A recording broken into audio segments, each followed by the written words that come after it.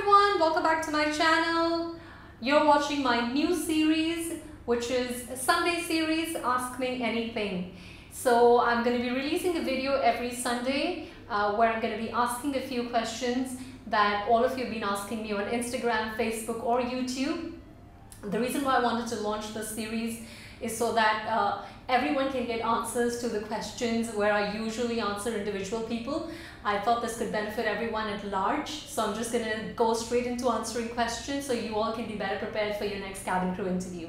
So let's get started. Okay, so the first question we'll be addressing today is about scoliosis and having scars either on your face, legs or on your hands. Let's talk about scoliosis first. Now, what is scoliosis? Scoliosis is a medical condition in which a person's spine has a sideways curve, and this usually is either mild, moderate or severe. Depending upon the severity of the condition, it would affect your breathing. When you go for the interview, it really depends on the airline, basically whether they're okay to take you in based on the medical condition that you have. It's best to let the medical personnel decide. Please make sure you make the right declaration if they ask you about any injuries or any medical conditions that you have, and then let the medical personnel decide whether they're okay to take you on board, or depending upon what they deem fit is okay for you, because at the end of the day you also have to realize that it's about your health as well. Now let's talk about scars. Scars is something that all of us have. It could be because of an accident, it could be because of an injury, it could be actually a birthmark as well. I'm actually going to make a separate video very soon where I'm going to be talking about how you can conceal your scars, because I keep telling you guys all the time, conceal your scars and go for the interview, but I thought it would be a good idea to demo on myself. So I've recently injured myself at a few places, and I thought I will use that as a demo for you guys to show you how you can conceal those scars. Again, if you have scars on your face, yes, for sure you need to conceal them. But if you're asking me whether you need to conceal the scars you have on your leg and your hands, I would say yes, it's a good idea. Because as long as the part of your body is visible, they might be looking at it. And if they're looking at it, you do not want them to look at scars that you have in your body, because when you're wearing the uniform, they want to make sure that you look presentable. You are the face of the airline. So I think it's a good idea to actually conceal your scars regardless of whichever part of the body they are at, as long as that part of the body is visible at the interview. And of course, when you wear the uniform, it's best that the scar is actually not visible as well, in case there is a uniform check, which Singapore Airlines do conduct. So they do a kabaya check where they make you wear the uniform and they actually check your skin for scars. The next question is, does it matter if I have a little bit visible mole on my nose? Now, what are moles? Moles can occur at any part of the body where the cells in your skin basically grow in a cluster instead of being spread throughout the skin. If they are on your face, does it really affect the airline or not? Let's be honest. If it is a really big mole and it does affect your appearance, there is a possibility that the airline might have an issue with it. But if it's a small mole and it does not really affect the way you look, it's actually okay, and most airlines are quite okay with it as well. In fact, Singapore Airlines hired my best friend who had quite a decent sized mole right here. And she actually used to look really pretty with that mole. But regardless of whether it's mole, scars or scoliosis, don't let that stop you guys from going to the interview.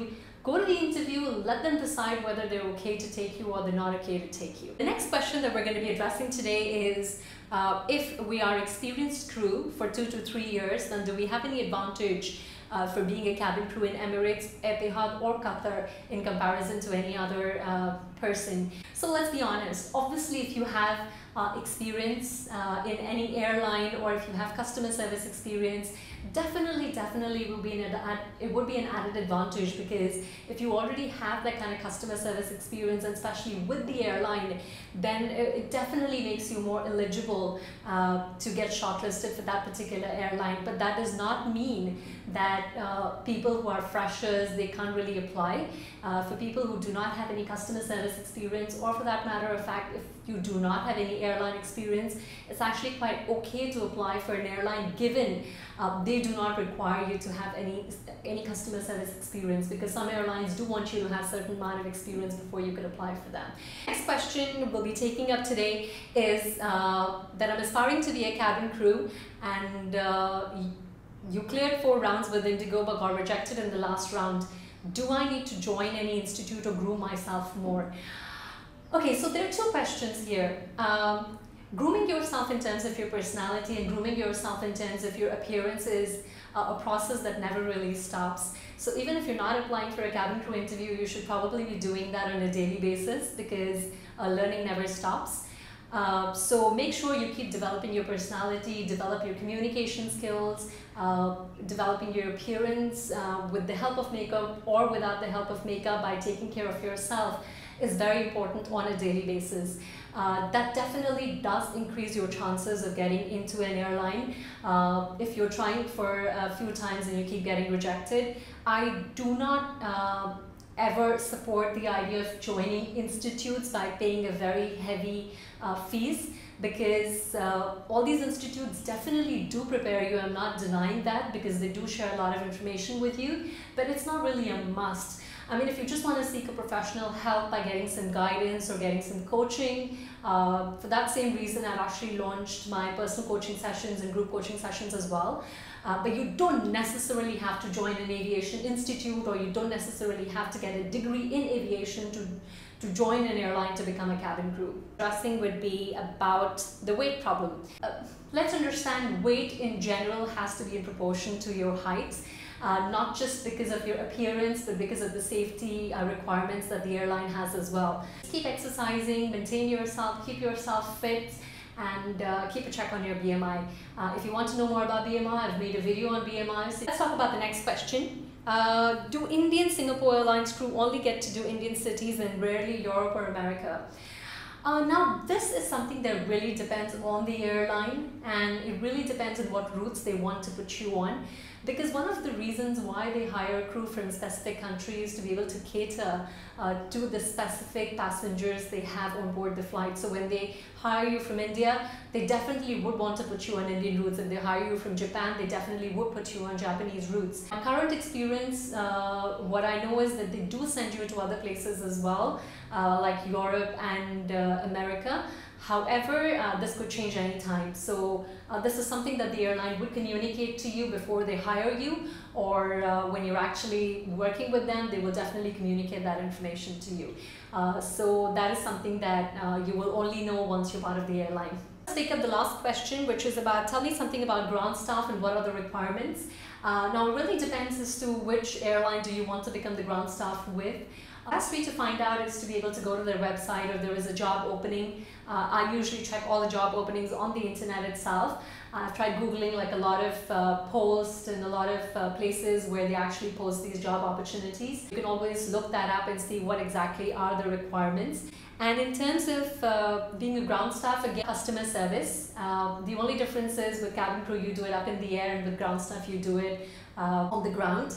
And of course, it depends on you being stationed at one particular place. The interview techniques primarily are pretty much the same. All they want to see is what kind of engagement you can have with the customers, and that's what cabin crew or ground staff job is all about.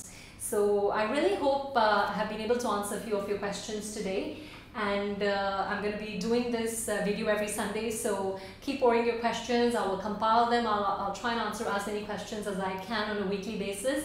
But apart from that, I will still continue to make my different series for specific airlines, and also for different interview processes, question answers.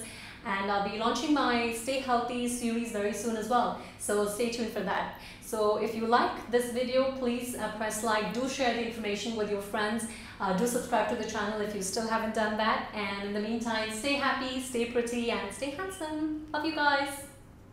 Bye.